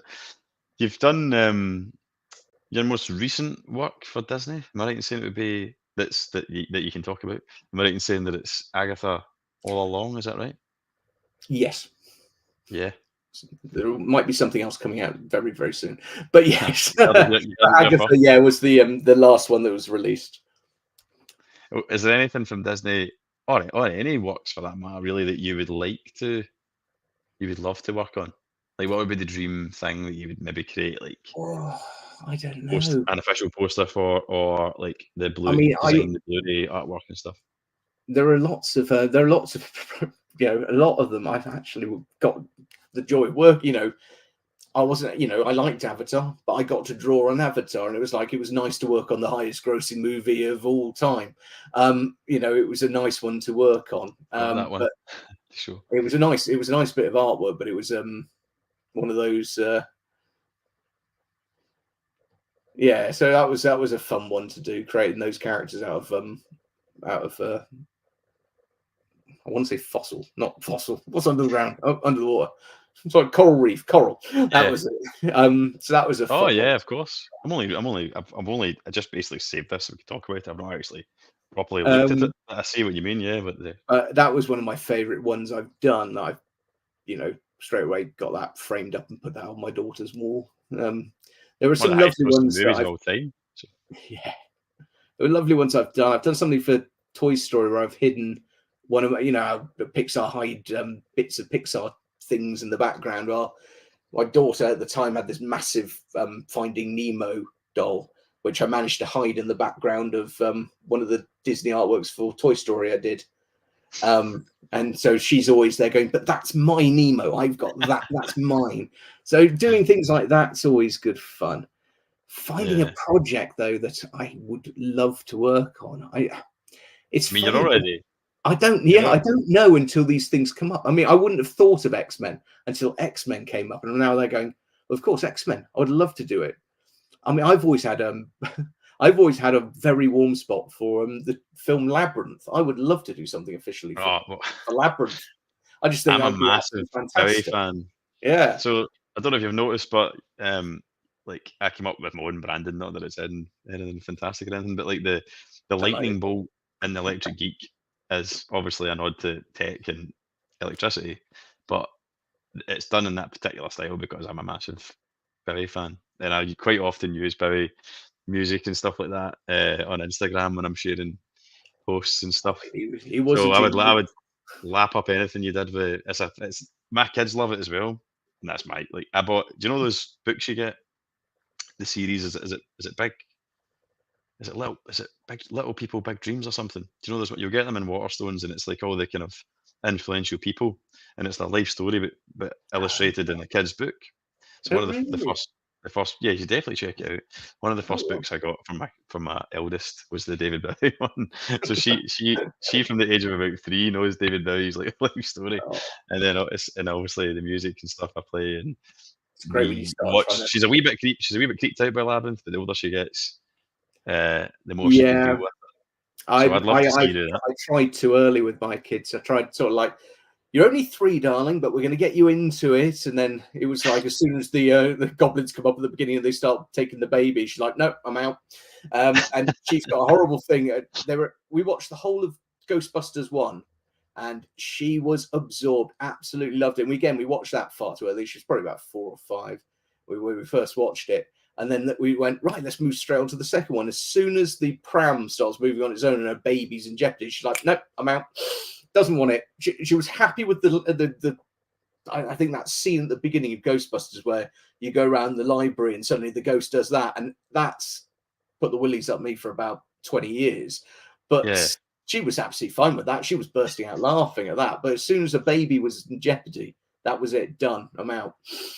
And So as soon as that happened with the Labyrinth, I've only just, I think, in the last 6 months, managed to sit her down, watch it with her. The boy was fine. The boy's 5 now. My daughter's 8 now. So we're an 8-year-old was it'll be okay just now. about okay with this. A 5-year-old was like, yeah, it's great, Daddy, lovely. The first time I watched it with Freya, she must have been 4 or 5. Watched it in here. I've got a fold out sofa, so we quite often do movie nights in here, and I've got a projector now. But it would have been on the TV at first and folded it, and she likes her snacks and all that. But she got to the well, she was fine with it until the well when Sarah falls down the well and it's all the hands and they start talking and all that. That freaked her. Yeah. That is quite sinister, that bit. And then they've got the spiky kind of tank thing but she got a bit freaked out with that. But what I found interesting watching it in 2023, whatever it was, was like you forget that our kids' ages are used to clean looking CGI animation. Yes. And all of a sudden you hit them with like Jim Henson puppetry, and it's very visceral and it's very tactile, and it must be bloody scary for them because it's like real. It's like practical effects, It's not just that safe Coco Melon Pixar-ish modern Disney animation, I know, and you want to share these things, the things you loved as a child. I know my wife had bought all the DVDs of the X-Men series because we've loved it long before we had kids. We knew we were going to keep these to show our kids in the future. Now, granted, as soon as they were able to watch them, we now have Disney Plus and they're all over it, so we haven't actually yet got to use any of the DVDs. But it's these things you get as a kid that you just need to share. You got the Lost Cities of Gold on DVD and things like this. Just you want to go, no, we loved it, you will love it. And yeah, you're right. All these overly colourful, overly CGI'd things now, everything just does look a bit dated, and you're looking at it with this nostalgic love. But I'm sure if you were shown something from your dad's era, you'd probably go, yeah, I'm not sure if bagpuss is my thing, Dad. The Magic Roundabout or something. Yeah, exactly. It's like, but I'm just glad. I'm quite lucky that my girls, I'm sure Gracie will take to it. Well, I hope Gracie's my youngest one, but Freya's definitely, she's got a dad's kind of like imagination and love for films and stuff, I think, because I took her into school for a familiarization day. Turns out the headmaster's a bit of a geek and is into Star Wars and all that, so he was like, they were all going round, and he was like, right, why don't you all come into the headmaster's room? And he was like, does anyone like Star Wars? And like all the kids, they're like 4-year-old, 5-year-old, they just look at him vacantly, don't have a clue what he's talking about. But coincidentally, like a month or so before, I just wanted to watch The Phantom Menace on my projector, and I don't think she'd go to her bed. And I was like, "Come watch this." So she quite enjoyed it. So my girl's like hands straight up, going, "I know." She's like, "I know what Star Wars is. I know what Star Wars is. I watch it with my dad," and it was one of those like proud dad moments, you know. Proud dad And then moment, yeah. we went into the headmaster's room, and he had like all sort. He's big into Star Wars, so it was loads of like memorabilia he had and all that the kids were attracted to. But my daughter actually knew what it was, you know. So it was definitely a proud dad It's a moment. good one if you can sell these things in with sort of like aim towards the children and then work the way up to the bit that, you know, we're going to start with the Star Wars Lego, because Daddy's got a lot of that over there, and he happens to have a couple of lightsabers in his wardrobe as well. But you know, we're going to start with the fun stuff to sell it in, and then come over here where we're going to watch a 70s movie. Come on, kids. You know, I know. I do. I really hope they like Star Wars, but I think Phantom Menace is maybe a good starting point because it's kind of quite light. it Not probably too. is. It's not too old school looking, you know, like the originals are. So And he I think the starts as people a, you trilogy is know, not the a bad place protagonist to is a start. small boy. They can relate. You know, he's a small child, and then Aye. I'll get through some more of these comments, and then we'll kind of start to wrap up, mate. As much as I've enjoyed speaking to you. So hold on, not that one. Is it that one? Someone has asked a request of me here. Somebody want, Stevie wants me to say Second Sight with a Sean Connery accent. Well, I'm a performing monkey, but I love you guys, so I'll give it. I'll give it a second sight, I suppose would be my very Sean well Connery done. impression there. Hope you enjoyed that one, Stevie. He's an 1981 big Bond fan, and they look really cool framed. Getting them in the shop. Are they not available to buy? No, are those ones not? They were sort of a private commission, so they only made probably a matter of 40 screen prints Right, of so each. they're away kind of thing. So they were sort of like, yeah, they long since sold out, unfortunately. Yeah. Will there be an opportunity perhaps for more, or would you sell them like digital I ones? will hopefully be looking at the next generation of Bond, move on to the Roger Moores, and yeah, hopefully down the line, if the want is there, then there hopefully will be a few more. But they are, as I say, unofficial, so we don't make a big thing of it. Yeah, I mean, I'd definitely be interested. I think one from each era would be pretty cool if you eventually get through them all. That's true. You'll pick your favourite. Like I like that Goldfinger one. That's a cracker. Although the Doctor No one's, there's something striking about that. Maybe it's just because it's Something so very original. they're all good. Let's They're say all very good. original, but just like that is the first film. That is the, if you're going to have Yeah. one, have the first one. I've actually got a cheap print official Doctor No poster, something I love somewhere. I used to have it when I had a bachelor pad. It was in my hall, but it's obviously been shoved up into the loft. But it was like the old quad style 60s one, the yellow ones. You know, he's kind of like he's up on one knee and his elbows kind of draped over, and he's got I think it's actually a Luger or something, or the PPK maybe. Up, yeah. And then it's got like the entourage of kind of like women in the film behind them. But it's really cool 60s image.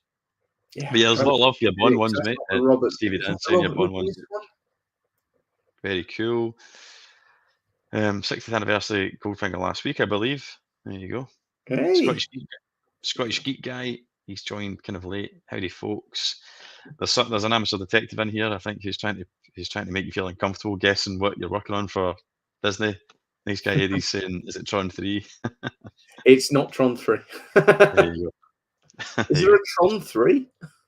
Because Disney will shut us down if the stream will just disappear if you start talking. No, I mean the stuff I get to work on. I mean, I don't usually. I'll get to work on it if it's for social media. It'll be usually about a month before it comes out, or for a special sort of like a anniversary or something like that. So it'll be usually to hire.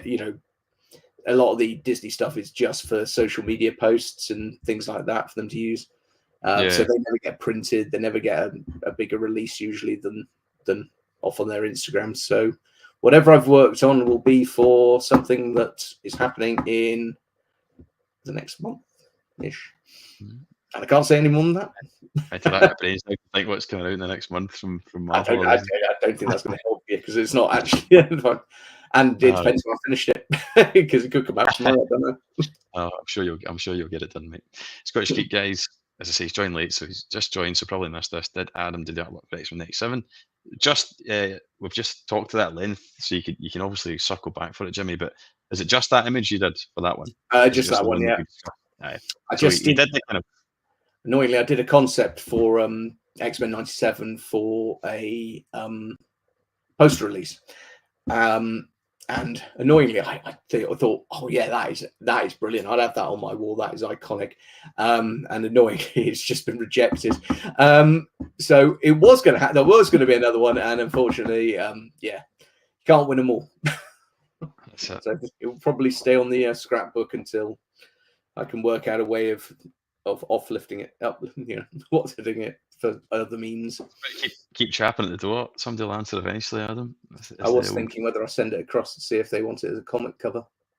Is that something you'd like to get into, or do you think there's an X-Men 97 comic run, and they do variant covers, so there may be an avenue there. But have you done anything like that before? Is anything ever been used in a comic? That'd be a fun one to do. Comic covers. Big one I've just done at the moment was, which was a bit different for me, was I've done my first bit of actual key art. So the official movie poster for a film called Notice to Quit, which had its premiere last week. So that's only just sort of popped up all right, out in the world. So that was my big. That was the reason I suddenly had massive deadlines the other week and couldn't do this last week. Just for those that maybe don't know, I don't know either, so I need educated. But what do you mean by key art? Does that mean that you're like the artwork you do is the lead art? So yeah, that's like usually the stuff I'm doing is either box set releases or posters or say the Disney stuff will be stuff for social media, but a key art is the official poster. So it's like the film poster. So this will be a fully illustrated film poster, which will be the main poster for that film. Goes on. It'll be the one that's up in the cinema on the sides and everything like that. So that was a first for me. So I was quite chuffed last week or so. It's nice when you see something like that come out because it was, again, as I say, it's the first time I've done it. So it was nice to see people interacting with a picture you've done in a different way. So they were sort of like people in the film taking photos of themselves in front of the film poster. They were the stars on the red carpet getting their photo taken on the photo wall, which had the my poster in the background. It was just nice to sort of see your artwork used in a way you haven't seen it used before. So that was I can't not get up there after you talking about it. So I'll find it if you want to. I'll put another comment up for you to react to where else to have a look because I think it's only fair that we get that image up as soon as you're talking about it.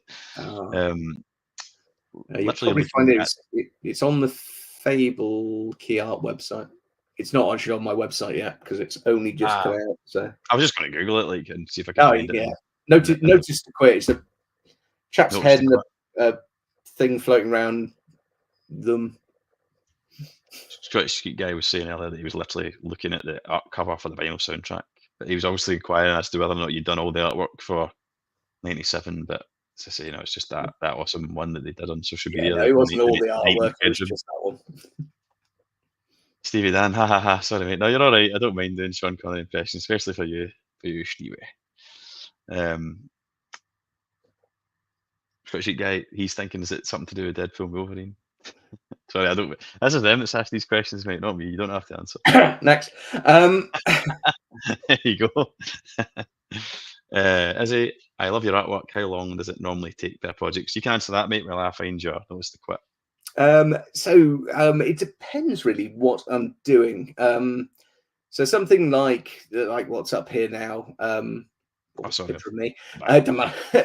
Yeah, just a normal picture will usually take upwards of between 30 and 60 hours. Usually that includes sort of like maybe a day or two to work out concepts, send those across to the client. The client will usually take a look, get back to you after about 3, 4, 5 days. Hopefully with one sort of direction going, yeah, love this, all steam ahead on this one. And if you get that, that's quite a quick turnaround, and you can go, brilliant, get started. So something like the picture I did for Agatha, that probably took 30 hours. And then something I've done today, which I can't really talk about the project, but I could say I've probably flooded nearly 100 hours into it, because it long since stopped being financially viable. It's just become this massive job. And in fact, the one that we're about to look at, if we find it, for Notice to Quit, there were so many lovely little bits that I wanted to sort of like bring so many little details in, that I probably spent, close to 60 or so hours on it. So hopefully that answers the question. It takes a while. That's not it. that's the teaser poster. Okay. So that one barely took me a minute, because I didn't do it. I did. Is it? If you just type in Notice to Quit in Google, it'll pop up, I'm sure. Yeah, I'll find it. Bear with us, folks. There were a few. Right, you're going to go that. Notice to Quit film. It's that one. Yeah, that one. So that's the new. Oh, sorry, I've came in. Anyway, that's. Yeah, you're gonna try out. Is it someone's uploaded it to IMDb then, isn't it? Yeah. Sorry, I can't get it. I didn't know you'd done this, mate, or I would have had it. I did that one as well, and that one. What one? That one there. On the key. Yeah. Yeah. Still going to take you to IMDb. Yeah. No, that's nice. And so there you go. Just so people knew what you were talking about. So that's Notice to Quit. But that's the new film. It's a smaller budget film. It's fantastic. It's great film. It's set in New York City on the hottest day of the year. Andy, who if anyone's watched Marvelous Mrs. Maisel, it's her husband in that. I think that's quite a popular show at the moment. But he Michael Zegan is absolutely brilliant in it, and there's this wonderful young girl, his daughter in it, who I immediately sort of like adore. She's going to be such a great actress in the future. So she's a great actress now, but she's going to be so big in the future because she's just captivating. And yeah, it's all about his a day in the life of him. He's a realtor. He's about to lose his apartment. It's the hottest day of the year. He's got to sell one of these shitty listings that he's got, and he's basically he's got to also got his his daughter that's now following him around for the day while he's trying to have basically it's almost like a falling down moment of just everything going wrong for him. But it's delightful. There's some lovely heartwarming bits in it, and it was just a really nice film to get to actually get to do the key art for and actually make a mark on a film that has no imagery outside of the movie. Yeah, outside of what you completely create what's going on there. And I did that with the Fable Agency over in London. They were brilliant to work with. So definitely, you've definitely captured. Just looking at the tagline, meet Andy, he's having a very bad day. Could be me. 9 times out of 10. But you've captured that it's hectic. The way you've wrapped all these kind of elements of his life around him. So no, I'll look it up. I was just tying in all the little all the stars of the film, all the characters of the film are all sort of tied into the window. Yeah. So I was creating them huge and then bring them down to nothing almost. So I was doing this as almost like a labor of love by the end of it. I just had so much fun working on this one. It was just I like the tie going through the window. That's cool as well. Anyway, no, that's awesome, mate. So you can check that out, folks. What I'll do is I didn't know about this, so I'll link the link for it on IMDb. So anyone joining it afterwards or watching on the repeat can obviously find a link for it. And I'll put it down there. Like just to remind you, the website, Adam's website, and his social media links and stuff are down there. also, so definitely take the time to check them out and look at his other works. We've showcased some of it, but there's other stuff there that's worth taking a dive into. We'll kind of wrap up there, mate. I've just got one more kind of thing to ask you. Thanks very much, everyone, for watching and commenting. It really helps. Oh, one more question here, sorry. Did you do the Changeling artwork, Adam? That's from Nice Guy. I didn't do the Changeling artwork. I know what he's talking about, but I can see why he's thought that, because it's that's why I was asking about the second sight thing. I think the second sight did a good job of. They obviously use different artists, but they do a good job. Maybe that's that. There's quite a good consistent look across them, isn't there? Yeah. You know what's like? Do you know that way?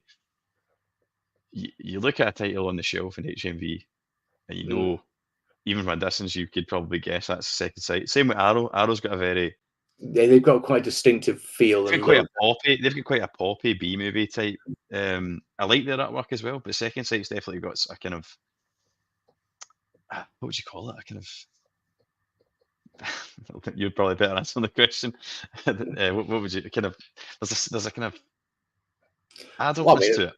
I don't know. I'd say there's a quality to theirs that is quite tactile. It's quite lovely. I mean, the production on their boxes and things like that do make you want to pick them up.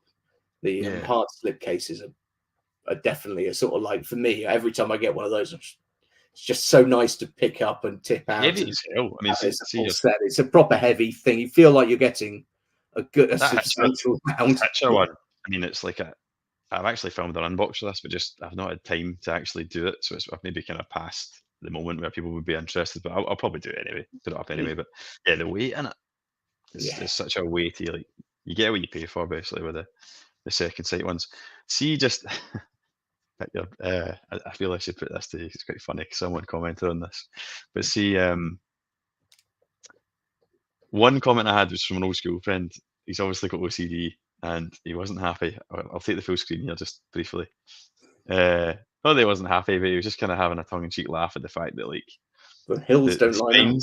The spines don't line up. Yeah, and I thought he's probably not the only one that'll be bothered by that, because like people get OCD. But the fact that you've got the mountain ranges and then the book doesn't bother me at all. But seeing as I've got you here, was that a kind of accident, or was it just? I don't know. After I've done the artwork, I send it across to Second Sight and they line it all up and set it up on their thing. So at one point, if that had been seen, we could have easily fixed that. I don't think it's an issue. I think probably they're probably all put together with an individual thing in mind, as in you've got the book that wraps this, the wraps that, the wraps, trying to get that bit, and that bit of the image to then all line up as well. It could have easily been done, but it would have been that next level bit of genius of going, if we did that, because I suppose you design everything as a one piece and then put it all together in the set, and it probably wasn't until post-production that they went, now you can see it, you can't unsee it. It'd be really cool if they did do that. But those two do seem to line up though. Like the two of them do. Two of them line up really nicely actually. They've definitely done that on purpose. Then it must have just been that maybe the books were produced separately, because they've probably been done at separate times. The book needs the book kind of needs a spine more, needs stuff on the spine more, I would suggest, than the Amity cases as well. So it doesn't bother me, but I just thought I'd bring it up because a subscriber mentioned it. We'll think about it for next time. There you go. If we do anything like that again, we will think about that for next time. There you go. I've done my bit for the community and bringing it to your attention. But it doesn't take away from it. It's still an awesome box. It's not my complaint. It's someone else's. If you make that feel bad, then it's going to be. I've split mine. I've dressed it in a way that I felt was like it was the best kind of thing. Because obviously you can change it about whichever way you want. But listen, it's been absolutely brilliant having you on. That's Nice Guy. Just saying, great interview. Thanks for answering my questions, Adam. Thank you to everybody who's sent messages. It's been great to chat about things. Yeah, I thoroughly enjoyed it, mate. I'm glad that eventually we got there and you came on. Just one last thing, I just want to kind of, just in case anyone's, have you any advice for aspiring artists, like in as broadly as you like, or in relation to doing artwork for What can I say? I mean, I've when I do things, I suppose I've been doing it for so long and so many. I think I did it to start with for love, and it turned into a job. I would say you start there. You start doing things on subjects that you love, and you start producing things, and you keep producing things. You keep putting them out in the world, and see what happens. And hopefully, that will just keep up your momentum, really, because I think my momentum was built up by the wonderful art community that's out there. Everything I was putting out there, I was getting some lovely feedback, making good friends online, and people who were interested in this kind of art, and that then inspired you to get on to the next one. You start getting some directors sending you messages saying, you know, we loved this, or can we get a copy of that? And that drives you.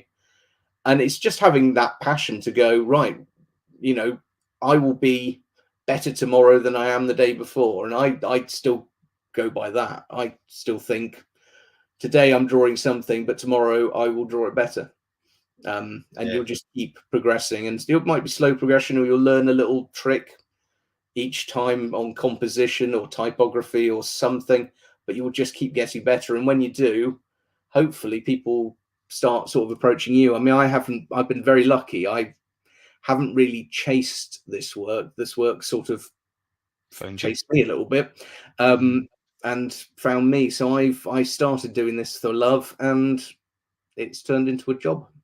And all I could say is that's the best way to do it, is do it organically, and hopefully it works out for you. But just keep doing it, because there's no guarantee of any time that someone's going to approach you. One thing might just resonate with someone, and then that will be the one that defines you and starts the snowball.